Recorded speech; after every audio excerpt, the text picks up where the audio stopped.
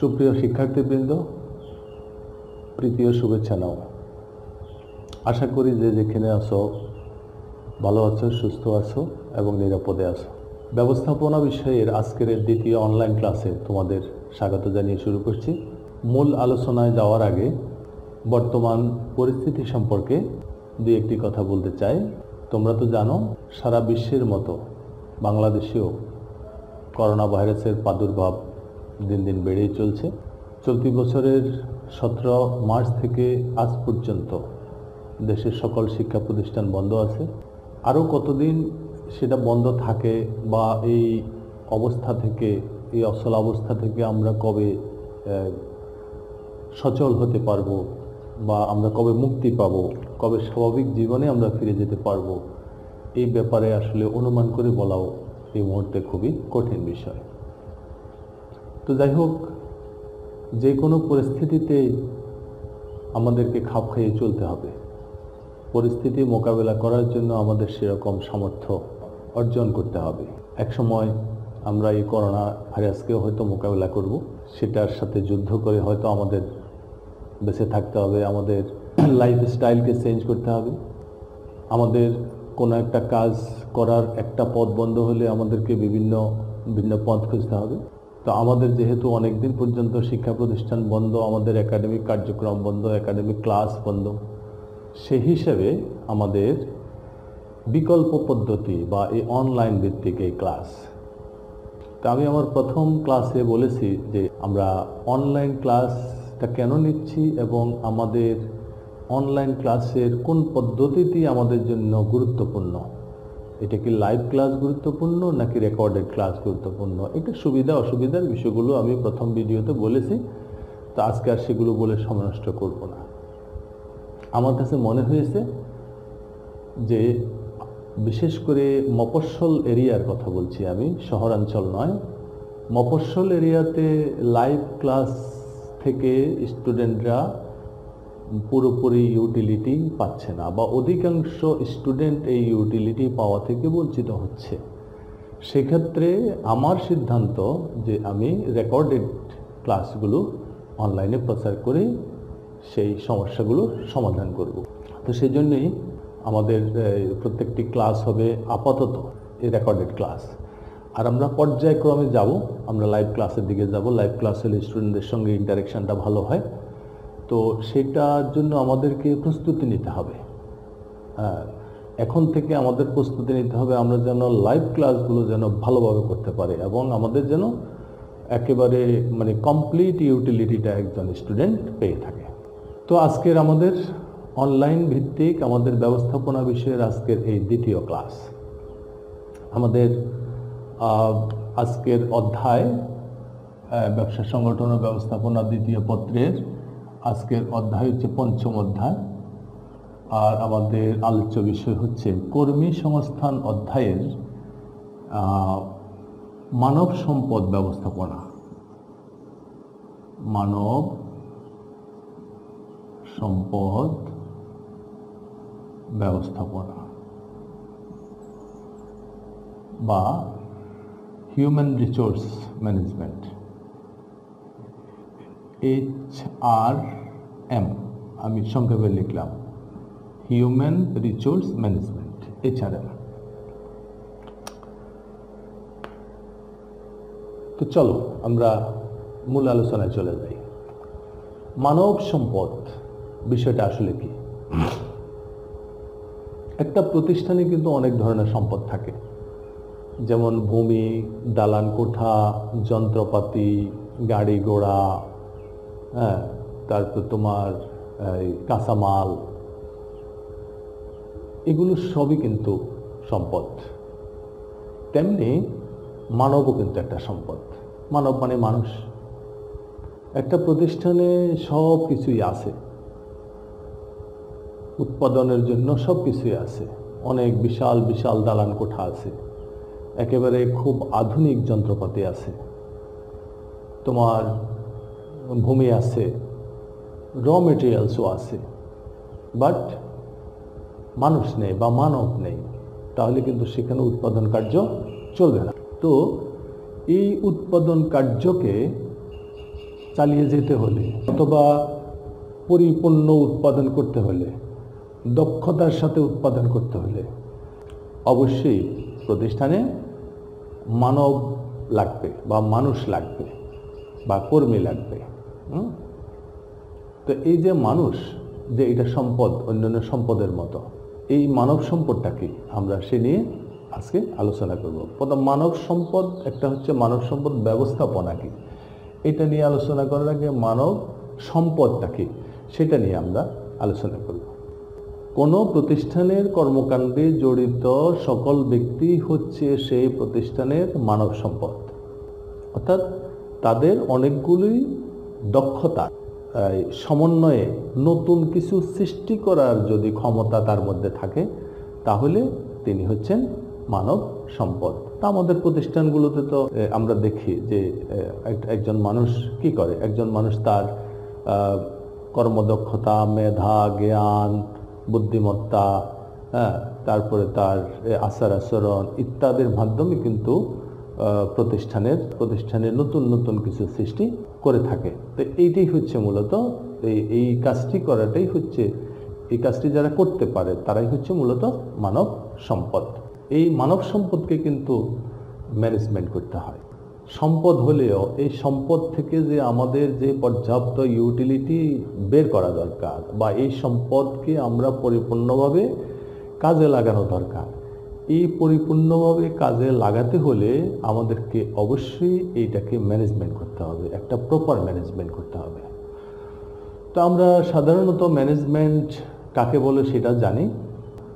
আমি human resource management বা মানব সম্পদ ব্যবস্থাপনাটা কাকে বলে সেটা বোঝানোর জন্য সামান্য একটু ওখান থেকে তোমাদেরকে মনে করিয়ে দিতে চাই। মানে মানব সম্পদ ব্যবস্থাপনাটা কি এটি বোঝানোর জন্য আমাদেরকে ওই কাজগুলোর কথা মনে রাখতে হবে যে একজন ব্যবস্থাপক কি কাজ করেন, ব্যবস্থাপনা করতে গিয়ে তিনি কি কাজ করেন। ব্যবস্থাপনা করতে গিয়ে তিনি ওই যে পরিকল্পনা, সংগঠন, কর্মী সংস্থান, নির্দেশনা, সমন্বয় সাধন, প্রেষণা এবং নিয়ন্ত্রণের কাজ করেন। ওইটা হচ্ছে ব্যবস্থাপনার কাজ। আর মানব সম্পদ ব্যবস্থাপনার কাজ কি? মানব সম্পদ ব্যবস্থাপনার কাজ হচ্ছে মানব সম্পদ নিয়ে পরিকল্পনা করা, মানব সম্পদের জন্য সংগঠন তৈরি করা, সংগঠন অনুযায়ী মানব সম্পদ বা কর্মী সংস্থান করা, এই সংস্থানকৃত কর্মীকে নির্দেশনা দান করা, এই কর্মীবৃন্দকে বা এই মানব সম্পদকে সম্পদের মধ্যে সমন্বয় সাধন করা, এই মানব সম্পদকে আরও স্বতঃস্ফূর্তভাবে কাজ করার জন্য প্রেরণা দান করা এবং প্রয়োজনে এই মানব সম্পদকে সময়ে সময়ে নিয়ন্ত্রণ করা। এই কাজগুলোই হচ্ছে মূলত মানব সম্পদ ব্যবস্থাপনা বা এইগুলো সম্মিলিত কাজকে মানব সম্পদ ব্যবস্থাপনা বলে। তা আরও একটু যদি আমি ব্যাপকভাবে বলি, যেমন মানব সম্পদ পরিকল্পনা কি? মানব সম্পদ পরিকল্পনা হচ্ছে একটা প্রতিষ্ঠানের কি পরিমাণ মানব সম্পদ লাগবে, কোন যোগ্যতার মানব সম্পদ লাগবে, কোন বয়সের মানব সম্পদ লাগবে, কোন অভিজ্ঞতার মানব সম্পদ লাগবে, কোথা থেকে এই মানব সম্পদ জোগাড় করা হবে, এই মানব সম্পদের জন্য তাদের বেতন, মজুরি, আনুষঙ্গিক অন্যান্য সুবিধা জন্য কি পরিমাণ বাজেট করা হবে। অর্থাৎ মানব সম্পদকে নিয়ে একটা প্রতিষ্ঠানের ভবিষ্যৎ মানব সম্পদকে নিয়ে আগে থেকে ভেবে রাখা, চিন্তা করে ঠিক করে রাখা যে মানব সম্পদ নিয়ে কি কাজ হবে, এইসব বিষয়গুলোই হচ্ছে মূলত মানব সম্পদ পরিকল্পনা। অর্থাৎ মানব সম্পদ পরিকল্পনা হচ্ছে একটি প্রতিষ্ঠানে কোন বিভাগে, কোন উপবিভাগে কি পরিমাণ, কি দক্ষতার, কি যোগ্যতার, কি অভিজ্ঞতার কতজন কর্মী নিয়োগ করা হবে, তাদের পদমর্যাদা কি হবে, তাদের বেতন কি হবে, তাদের মজুরি কি হবে, তাদের সুবিধা কি হবে, এই খাতে প্রতিষ্ঠানের বাজেট ইত্যাদি নিয়ে আগে ভাগে চিন্তা করে ঠিক করে রাখার নাম হচ্ছে মানব সম্পদ পরিকল্পনা। তো এবার হচ্ছে মানব সম্পদ সংগঠন করা। সংগঠনটা কি? সংগঠন হচ্ছে একটা প্রতিষ্ঠানের মানব সম্পদের অবস্থান ঠিক করা, মানে কার অবস্থানটা কোন পর্যায়ে, কে কাকে নিয়ন্ত্রণ করবে, কে কাকে নির্দেশ দেবে, কে কার দ্বারা নিয়ন্ত্রিত হবে, কে কার নির্দেশ পালন করবে, হ্যাঁ, তার কার পদমর্যাদা কি হবে, কে বস হবে, কে সাবঅর্ডিনেট হবে, হ্যাঁ, কে কার অধীনস্থ হবে, কে কার ঊর্ধ্বতন হবে, তারপরে কে সমমর্যাদার হবে, ইত্যাদি বিষয়গুলো যে কাঠামোর মাধ্যমে বোঝা যায় সেটাই হচ্ছে মানব সম্পদ সংগঠন, এটাকে বলবো। আমরা সংগঠন পড়িয়েছি, আমার মনে আছে, সেখানে একটা ওখান থেকে আমি তোমাদের একটু বোঝার সুবিধার্থে একটু এখানে লিখে দেখাই। যেমন আমরা একটা সংগঠন যদি এরকম তৈরি করি, যেমন বোর্ড অফ ডিরেক্টরস, তারপরে আছে ম্যানেজিং ডিরেক্টর, তারপরে আছে জেনারেল ম্যানেজার, এরপর আমরা দেখাবো প্রোডাকশন ম্যানেজার, এখানে দেখাবো সেলস ম্যানেজার, এখানে দেখাবো পারচেজ ম্যানেজার, এখানে দেখাবো অ্যাকাউন্টস ম্যানেজার, অ্যাডভার্টাইজমেন্ট ম্যানেজার, তারপরে marketing manager, human resource manager, ইত্যাদি ইত্যাদি আমরা এরকম দেখাবো। প্রোডাকশন ম্যানেজারের এখানে আমরা দেখাবো সুপারভাইজার, সুপারভাইজার 1, সুপারভাইজার 2, সুপারভাইজার 2, তারপর এই সুপারভাইজারদের অধীন দেখাবো ফোরম্যান 1, ফোরম্যান 2, এই ফোরম্যানদের অধীনে দেখাবো ওয়ার্কার 50 জন দেখালাম আমি, আর এখানেও দেখালাম ওয়ার্কার 50 জন। এই সংখ্যা তো বাড়তি কমতি হতেই পারে, আমরা এখানে শুধু আলোচনার সুবিধার জন্য বুঝলাম যে এখানে একজন ফোরম্যান 50 জন শ্রমিককে নিয়ন্ত্রণ করে, এটা আরো কমও হতে পারে, আরো বেশিও হতে পারে। এটা হচ্ছে ফোরম্যানের তোমার তত্ত্বাবধান করার পরিধি কতটুকু, তার ক্ষমতা কতটুকু, এটার উপর ডিপেন্ড করে। এই সংখ্যা আরো বেশি হতে পারে। তো দেখো, আমাদের উপর থেকে নিচ পর্যন্ত যদি দেখি আমরা, এটা হচ্ছে বোর্ড অফ ডিরেক্টরস বা পরিচালনা পর্ষদ যেটাকে আমরা বলি। এটা হচ্ছে ম্যানেজিং ডিরেক্টর বা ব্যবস্থাপনা পরিচালক যাদেরকে আমরা বলি। ইনি হচ্ছেন জেনারেল ম্যানেজার বা মহাব্যবস্থাপক যাকে বলি। ইনি হচ্ছে প্রোডাকশন ম্যানেজার বা উৎপাদন ব্যবস্থাপক। ইনি হচ্ছেন সেলস ম্যানেজার বা বিক্রয় ব্যবস্থাপক। ইনি হচ্ছে পারচেজ ম্যানেজার বা ক্রয় ব্যবস্থাপক। ইনি হচ্ছেন অ্যাকাউন্টস ম্যানেজার বা হিসাব ব্যবস্থাপক। ইনি হচ্ছেন অ্যাডভার্টাইজমেন্ট ম্যানেজার বা বিজ্ঞাপন ব্যবস্থাপক। বড় বড় প্রতিষ্ঠানে আরও অনেক ধরনের ম্যানেজার থাকে। এটা হচ্ছে মার্কেটিং ম্যানেজার বা বিপণন ব্যবস্থাপক। আর হিউম্যান রিসোর্স ম্যানেজার বা মানব সম্পদ ব্যবস্থাপক। উৎপাদন ব্যবস্থাপকের অধীন আছে 2 জন সুপারভাইজার দেখিয়েছি আমরা এখানে দেখিয়েছি সুপারভাইজার 1 এবং 2 2 জন। একজন সুপারভাইজারের অধীনে আমরা দেখিয়েছি ফোরম্যান 2 জন দেখিয়েছি আমরা। প্রত্যেক ফোরম্যানের অধীনে আমরা 50 জন করে এখানে কর্মী দেখিয়েছি বা ওয়ার্কার দেখিয়েছি। এটা মূলত আমাদের সরল রৈখিক সংগঠন। আমাদের যে সংগঠনের প্রকারভেদ আছে নিশ্চয়ই তোমাদের মনে থাকবার কথা। এটা হচ্ছে সরল রৈখিক সংগঠন বা ইংরেজিতে বলা লাইন অর্গানাইজেশন।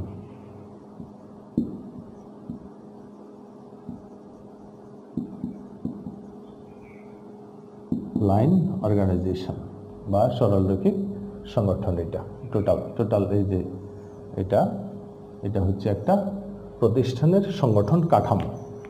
তো ব্যবস্থাপককে এই যে হিউম্যান রিসোর্স ম্যানেজমেন্ট করতে গেলে অবশ্যই এই ধরনের একটা সংগঠন তৈরি করতে হয়।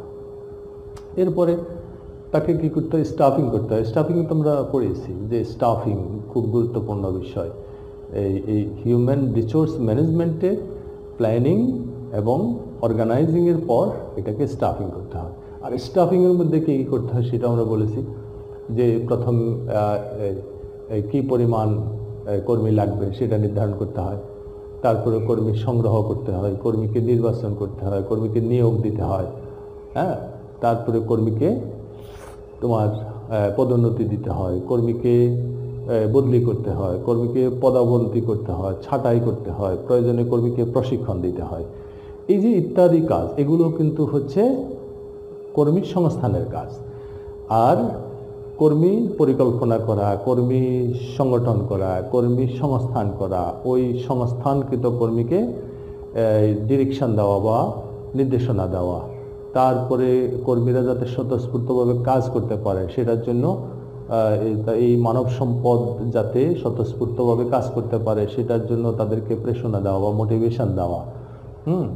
এই মানব সম্পদের প্রত্যেকের মধ্যে, বিভাগের মধ্যে বিভাগের, উপবিভাগের মধ্যে উপবিভাগের, বিভাগের মধ্যে উপবিভাগের, ঊর্ধ্বতনের সাথে অধস্তনের, অধস্তনের সাথে ঊর্ধ্বতনের, সমপর্যায়ের মানুষের প্রত্যেকের সাথে প্রত্যেকের একটা যোগসূত্র স্থাপন করাটা হচ্ছে হিউম্যান রিসোর্স ম্যানেজমেন্টের কোঅর্ডিনেশন বা তোমার সমন্বয় সাধন।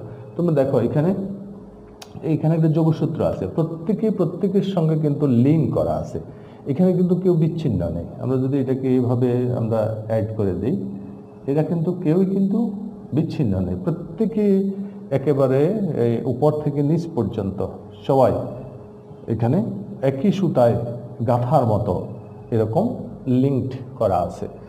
তো এটা থেকে আমরা বুঝতে যে প্রত্যেকের সাথে কি আছে, সমন্বয় আছে এদের। যেমন ধরো আরও সমন্বয়টা আমি সহজ করে বোঝাই যে এইসব এগুলো নিয়ে তো আমাদের আরও চ্যাপ্টার আছে, আমরা সেখানে আরও বিস্তারিত আলোচনা করবো। এখানে শুধু সিম্পলি আমি বলে দিই, যেমন প্রোডাকশন ম্যানেজার প্রোডাকশন করেন, প্রোডাকশনের জন্য তার প্রয়োজন হচ্ছে কাঁচামাল বা র মেটেরিয়ালস। এই র মেটেরিয়াল সাপ্লাই দেবে কিন্তু পারচেজ ম্যানেজার। এখন পারচেজ ম্যানেজার সাহেবের সাথে যদি প্রোডাকশন ম্যানেজার সাহেবের যদি সমন্বয় না থাকে, তাহলে কি পরিমাণ র মেটেরিয়ালস প্রয়োজনে উৎপাদনের জন্য সেটা যদি পারচেজ ম্যানেজার না জানেন, অথবা প্রোডাকশন ম্যানেজার সাহেব যদি পারচেজ ম্যানেজার সাহেবের কাছে এটা রিকুইজিশন না দেন বা ওনার যে চাহিদা সেটা যদি না বলেন, তাহলে কিন্তু উৎপাদন কাজে ব্যাঘাত ঘটবে। তাহলে এই দুজনের মধ্যে যে তথ্যের আদান প্রদান বা এই যে কথোপকথন, প্রাতিষ্ঠানিক বিষয় সংক্রান্ত আলাপ আলোচনা, হ্যাঁ, বা এই যে কাজকর্মের অগ্রগতি এই দেখাশোনা করা, যোগাযোগ করা, আলাপ আলোচনা ইত্যাদি হচ্ছে মূলত একজনের সঙ্গে আরেকজনের সমন্বয় সাধন করা। তো তাহলে মানব সম্পদের সমন্বয় সাধন করতে হয়, মানব সম্পদকে প্রেরণা দিতে হয় এবং সর্বোপরি মানব সম্পদকে নিয়ন্ত্রণ করতে হয়। এই যে মানব সম্পদ পরিকল্পনা অনুযায়ী সব কিছু করছে কিনা বা সব কাজ হচ্ছে কিনা সেটা দেখাশোনা করা, যদি না হয় কেন হচ্ছে না সেটা প্রশ্ন করে প্রশ্নের উত্তর খুঁজে বের করা, সমস্যা চিহ্নিত করা এবং সেই সমস্যা সমাধানের প্রয়োজনীয় ব্যবস্থা গ্রহণ করাটাই হচ্ছে নিয়ন্ত্রণ। তাহলে আমরা বুঝতে পারলাম যে মানব সম্পদ ব্যবস্থাপনাটা কাকে বলে। আর এর বাইরেও যদি তোমাদের কোনো প্রশ্ন থাকে অবশ্যই আমাকে ওভার টেলিফোনে সে প্রশ্নগুলো সমাধান করে নিতে পারবা, সেটা বলাই আছে। আগের ভিডিওতে আমার নাম্বার লিখে দিয়েছি, আমি আজকের শেষেও আমি নাম্বার লিখে দেব। তো যাই হোক, এই হলো মানব সম্পদ কি এবং মানব সম্পদ ব্যবস্থাপনাটা কি, এই দুটো ছোট ছোট টপিকস। আর আজকের সর্বশেষ টপিকস হচ্ছে কর্মী সংস্থানের সাথে মানব সম্পদ ব্যবস্থাপনার সম্পর্ক। আমরা এটা মুছে দিই।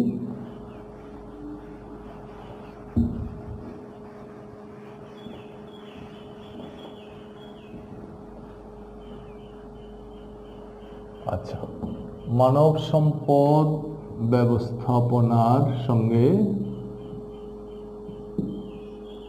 কর্মী সংস্থানের সম্পর্ক।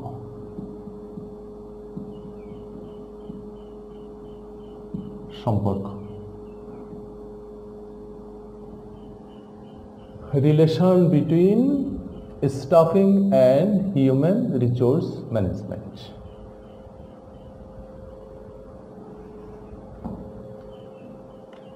আমরা আলোচনা করার সময় আমি মাঝে মধ্যে তোমাদেরকে ইংলিশ টার্মটা বলি, অ্যাকচুয়ালি এই জন্য বলি, ইংলিশ টার্মটা তোমরা পরীক্ষায় লিখবে না, তোমরা পরীক্ষায় বাংলাটাই লিখবে, কিন্তু ইংলিশ টার্মটা বলার একটা উদ্দেশ্য আছে।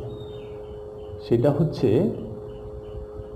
আমাদের বইগুলোতে প্রত্যেকটা টপিকসের এবং প্রত্যেকটা অধ্যায়ের প্রত্যেকটা টপিকসের প্রত্যেকটা টপিকের অন্তর্গত পয়েন্টগুলোর বা বিষয়গুলোর প্রত্যেকটির সঙ্গে কিন্তু ইংলিশ টার্মটা দেয়া আছে।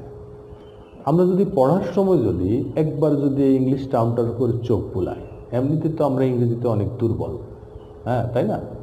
যে আমাদের যেহেতু মাদার টাং হচ্ছে বাংলা এবং আমরা সেরকম ছোটোবেলা থেকে হয়তো ইংলিশের প্রতি সেরকম আগ্রহী হতে পারি নাই বা আমাদেরকে আগ্রহী করতে পারে নাই নানা কারণে বা পারিপার্শ্বিক নানা কারণে আমাদের দুর্বলতা তো আছেই।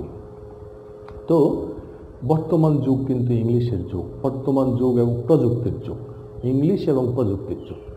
বিদেশে একজন কর্মী যখন কাজ করতে যায় অনেক শুনে থাকবে যে একজন যদি লেবার হিসাবেও যদি বিদেশে যায় তখন তাকে কিন্তু একজন ইঞ্জিনিয়ারের আন্ডারে কাজ করতে হয়, একজন ঊর্ধ্বতন শিক্ষিত বসের আন্ডারে কাজ করতে হয়।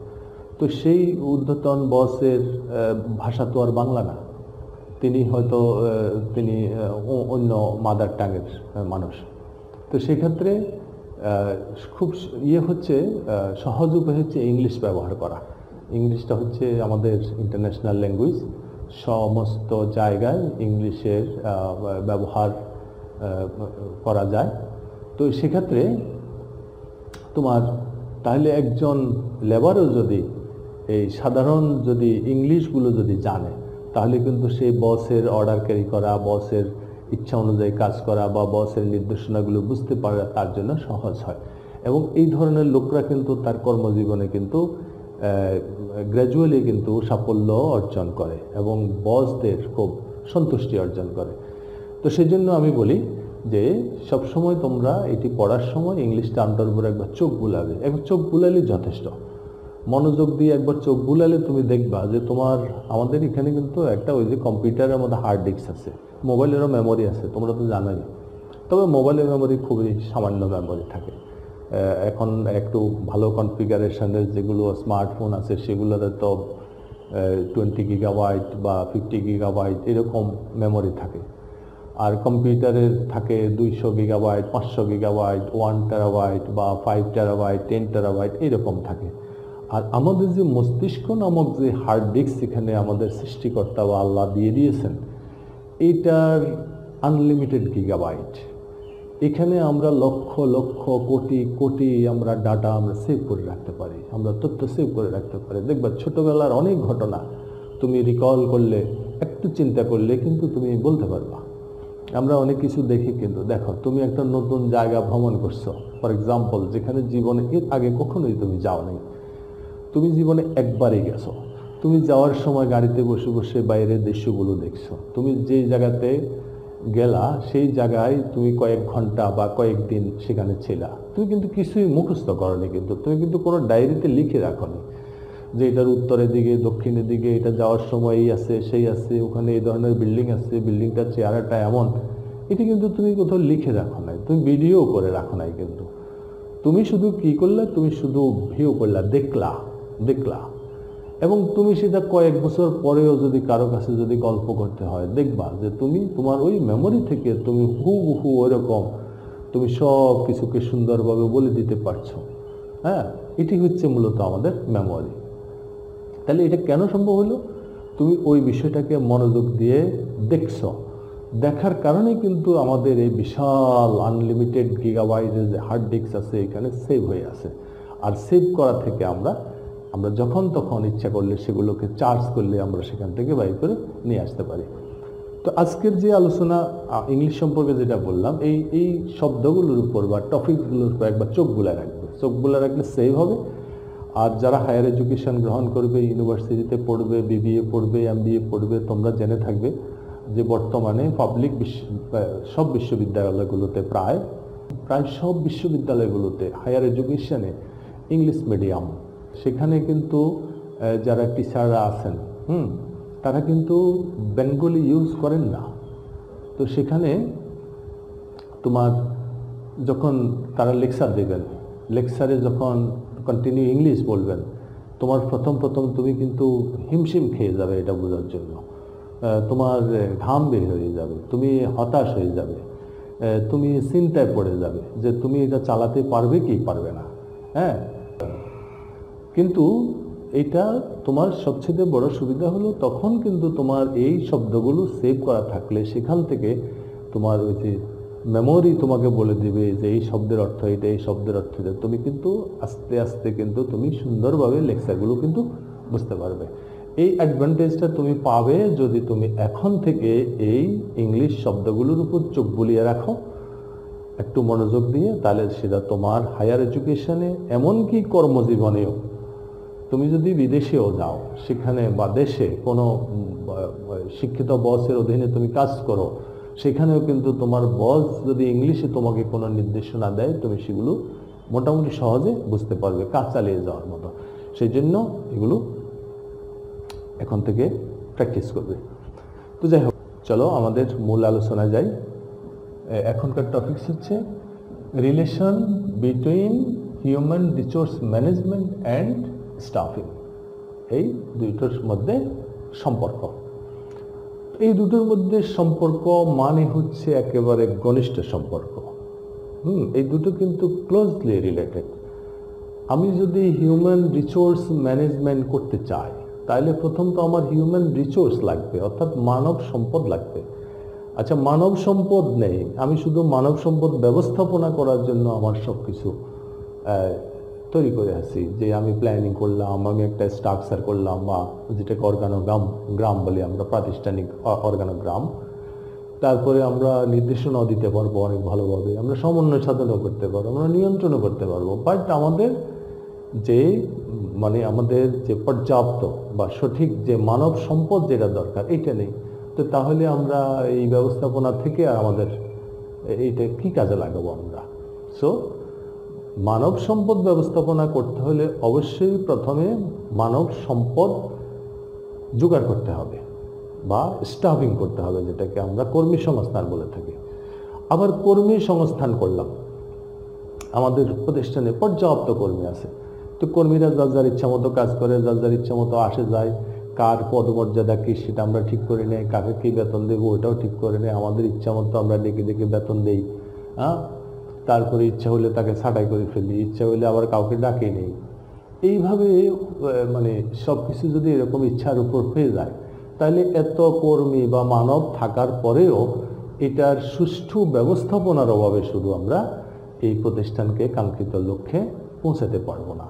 সো মানব সম্পদ এবং কর্মী সংস্থানের মধ্যে একেবারে ক্লোজলি একটা সম্পর্ক আছে বা ঘনিষ্ঠ সম্পর্ক আছে, যে একটিকে বাদ দিয়ে অন্যটি কোনোভাবেই পরিপূর্ণতা পায় না, বা এখান থেকে আমরা সর্বোচ্চ আউটকাম বা ইউটিলিটি সেটা আমরা পাবো না। সো আমাদের মানব সম্পদ যেমন দরকার বা স্টাফিং যেটা দরকার, আমাদের স্টাফিংকে প্রপারলি ম্যানেজমেন্ট করার জন্য আমাদের সেরকম হিউম্যান রিসোর্স ম্যানেজমেন্ট আমরা যেটাকে বলি সেটাও আমাদের থাকা দরকার। তো আজকের আলোচনা আর বেশি দীর্ঘায়িত করব না। তো চলো আজকে আমরা ক্লাস থেকে কি শিখলাম, কি কি বিষয় শিখলাম আমরা সেটা একটু দেখি।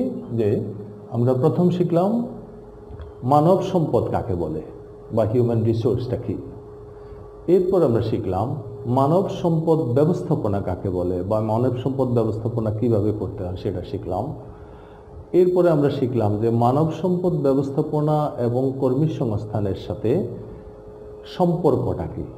এই তিনটা জিনিস আমরা আজকের ক্লাস থেকে শিখলাম। আশা করি তোমরা এইটা তিনটা বিষয় সম্পর্কে তোমরা স্পষ্ট ধারণা পেয়েছো। এরপরেও যদি তোমাদের কোথাও কোনো স্পষ্টতা থাকে, তোমাদের যদি কোনো প্রশ্ন থাকে জানবার জন্য, তাহলে অবশ্যই আমার ধারণা তুমি এতক্ষণে ভিডিওটি পজ করে করে তোমার প্রশ্নগুলো লিখে রেখেছো এবং সেটা আমাকে ফোন করে জেনে নিতে পারো, আমাকে ফেসবুকে মেসেঞ্জারে লিখে প্রশ্নগুলো জানাতে পারো। আমি সেখানে তোমাকে লিখে উত্তর দিয়ে দেবো আমার অবসর সময়। আর ফোন করার জন্য নির্দিষ্ট সময় আছে, যখন তখন কিন্তু ফোন করা যাবে না। ফোন করবে সন্ধ্যা 7টা থেকে রাত 9টার মধ্যে। এই 2 ঘন্টা সময় আমি শুধুই তোমাদের জন্য রেখেছি। তোমাদের কলগুলো রিসিভ করব, তোমাদের প্রশ্ন থাকলে সরাসরি ওই প্রশ্নের উত্তর আমি ফোনের মাধ্যমেই তোমাকে বলে দেব। এই আপাতত এই উপায়ে সমস্যাগুলো সমাধান করে নেবে। আর আরেকটা কথা বলি যে আমি সব সময় বলে থাকি তোমাদের ক্লাসেও যে মাছি মারা কেরানি হয়েও না। মাছি মারা কেরানি হয়ে লাভ নেই। অর্থাৎ মাছি মারা কেরানি হয়েও না, এটার মানে হচ্ছে মুখস্থ বিদ্যা দিয়ে কিছু হয় না। ওই যে একটা কবিতা আছে না এরকম, হ্যাঁ, পুঁথিগত বিদ্যার পরহস্তে ধন, নহে বিদ্যা নহে ধন হলে প্রয়োজন। অর্থাৎ মুখস্থ বিদ্যা হলে তুমি ওই কোথাও চাকুরির ইন্টারভিউ দিতে যাবা, তখন তোমাকে যদি একটা প্রশ্ন যদি করে, তুমি শুধু চিন্তা করবা বইতে কত পৃষ্ঠায় কোন অধ্যায়ে কোন লাইনে কি জানি লেখা ছিল, আমি যে মুখস্থ করেছি ওখানে কি কি মুখস্থ করেছি, এগুলো তুমি আনার চেষ্টা করবে। এই জন্য মুখস্থ বিদ্যা তুমি চাইলেই যে কোনো সময় তোমার প্রয়োজনে তুমি কাজে লাগাতে পারবে না। তাই বলি মাছি মারা কেরানি হইও না। তোমরা ক্লাসগুলো মনোযোগ দিয়ে দেখবা। আমি সবসময় বলি যে ক্লাসগুলো তুমি যে কোনো subject, not only management, any subject, তুমি যদি মনোযোগ দিয়ে টিচারদের ক্লাসগুলো করে থাকো, বেশিরভাগ সাবজেক্ট, আমি সব সাবজেক্টের কথা বলবো না, হয়তো কোনো কোনো সাবজেক্ট হয়তো মুখস্থ করে রাখতে হয় কিছু কিছু বিষয়, মনোযোগ দিয়ে করলে তুমি যদি এটার বেসিকটা বুঝতে পারো, তাহলে কিন্তু তোমার জীবনের প্রয়োজনে, যে কোনো প্রয়োজনে তুমি সেটাকে পেয়ে যাবে, কাজে লাগাতে পারবে। এবং এতে করে তোমার সৃষ্টিশীলতা তৈরি হবে। এবং তুমি যা শুনলে, যা দেখলে, এখান থেকে তুমি তোমার নিজের মতো করে সুন্দর করে সাজিয়ে গুছিয়ে তুমি সেটাকে উপস্থাপন করতে পারবে। তো এই জন্য আমি সবসময় বলি মুখস্থ বিদ্যাকে পরিহার করবে। মুখস্থ বিদ্যাকে পরিহার করে মনোযোগ দিয়ে পড়বে। আমি বলি মনোযোগের 1 ঘন্টা অমনোযোগীর 1000 ঘন্টার চাইতেও বেশি। সো মনোযোগ খুব একটা বিষয়। যখনই দেখবে ভিডিওগুলো, যখনই ক্লাস করবে, বা আমরা যখন সরাসরি আমাদের একাডেমিক ক্লাসে যাব, তখনকার কথা বল। জীবনের যে কোনো ক্ষেত্রে, যে কোনো বিষয় তুমি দেখো বা শুনো, এটুকুকে মনোযোগ দিয়ে দেখবে, শুনবে, তাহলে তোমার পরিশ্রম অনেক কমে যাবে, তোমার সময় অনেক বেঁচে যাবে। তুমি এই মুখস্থ বিদ্যার জন্য তুমি যে শ্রম দিচ্ছ, ঘাম দিচ্ছ, সময় দিচ্ছ, এইটার সাইডে তুমি দেখবা মনোযোগ দিয়ে অল্প সময় পড়ে কিন্তু অনেক কিছু তুমি শিখতে পারবে। তো যাই হোক, আজ আর কথা বাড়াবো না, দেখা হবে আগামী ক্লাসে। আর আগামী ক্লাসের আমাদের আলোচনা হবে কর্মী সংগ্রহের উৎস নিয়ে। আর এই তোমার হোমওয়ার্ক হচ্ছে কর্মী সংগ্রহের উৎস এবং কর্মী কিভাবে আমরা বা কর্মী নির্বাচন করব, এই দুইটা টপিকসকে বাড়িতে একটু চোখ বুলিয়ে নিবে অবসরে। তাহলে আমরা যখন তোমার এই চোখ বুলিয়ে নেওয়া এবং পরবর্তী আমার এই যে ক্লাস, এই দুটো মিলে তুমি অল্প সময়ের মধ্যে তুমি অনেক ভালো বুঝতে পারবা, জানতে পারবা এবং শিখতে পারবা। তো ঠিক আছে, আজ আর নয়। আর এতক্ষণ যে প্রশ্নগুলো তৈরি করেছ, যদি করে থাকো, সেগুলো সমাধান করার জন্য আমার ফোন নাম্বারটা হচ্ছে 01881845230। আবারও বলছি, ফোন করা যাবে শুধু সন্ধ্যা 7টা থেকে রাত 9টার মধ্যে। এই সময়টাই শুধুই তোমাদের জন্য। এই সময়টাতে আমি আমার আর কোনো ব্যক্তিগত কাজ রাখি না। তো ঠিক আছে, দেখা হবে আগামী ক্লাসে। ভালো থাকবে, সুস্থ থাকবে, সুন্দর থাকবে, নিরাপদ থাকবে। আল্লাহ হাফেজ। Thank you very much.